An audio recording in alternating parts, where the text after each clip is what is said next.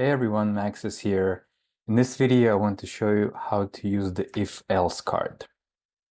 So I'm gonna start by setting up input for this flow. And so I'm gonna make this a helper flow.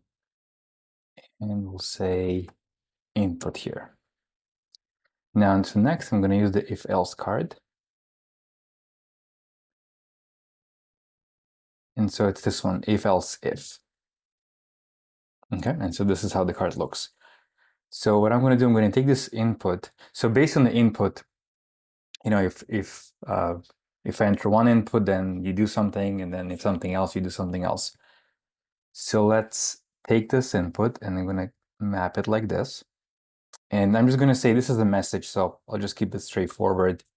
I'll say this is Okta, and I click save. And now what you need to do now is you want to do something, and then you click this plus, then you can add any cards. So this means you can sort of run any logic you need. Now again, just to keep it straightforward, I'm going to use a compose card, and I'm going to say that the input is Okta. Okay. All right. Now I want to enter another condition, so I select this drop down and actually go back, edit conditions. So by default, there's if and else, but I want to do like else if.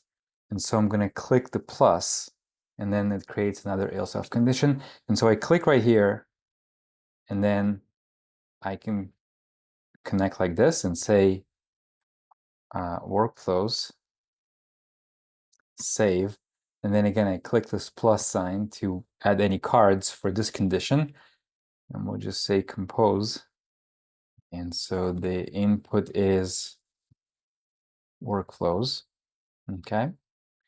And now, so to exit, this is kind of a, I guess, a little bit tricky, or maybe not as straightforward, that you have to click back and click the drop down and edit conditions.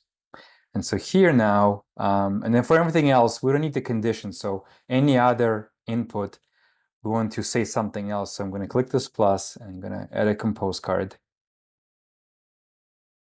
I'm going to say the input is something else.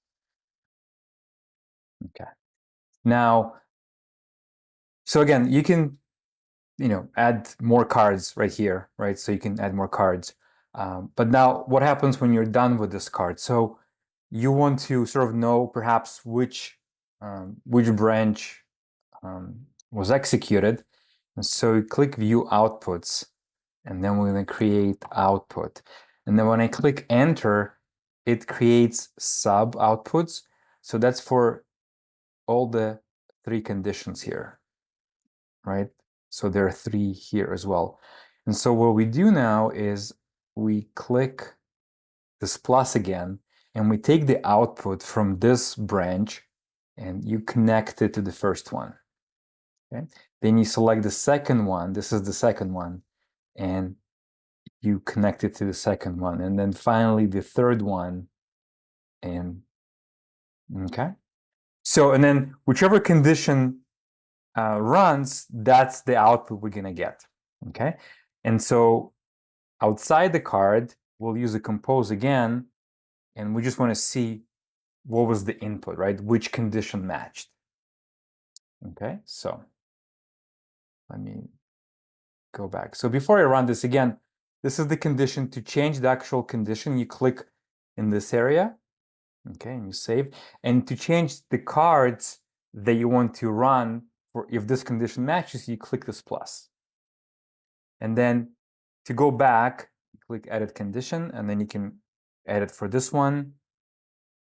And then also there's hide and view output. So sometimes, again, it will be collapsed by default, I think. And so you need to open it like this. All right, let's run this. And so let's run. So the first one will say Okta. I'm going to click run.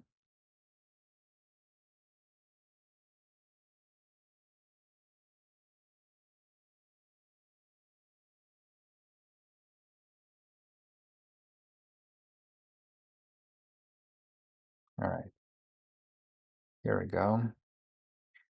And so we can see the output is the input is Okta.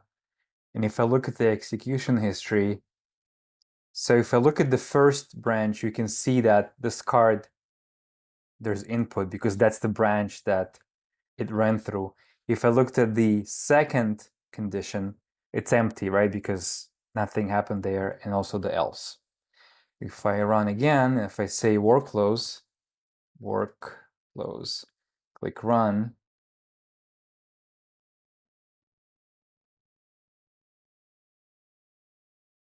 all right, so this is the else. This is the output is correct, the compose card, but the else is empty. Now I should see, yes, so it ran through this condition branch, and then the Oracle Okta is empty. And then lastly, we can enter anything else, say no code, right? So this will match the third condition. And the input is something else, which is correct. If I go here, so, all right.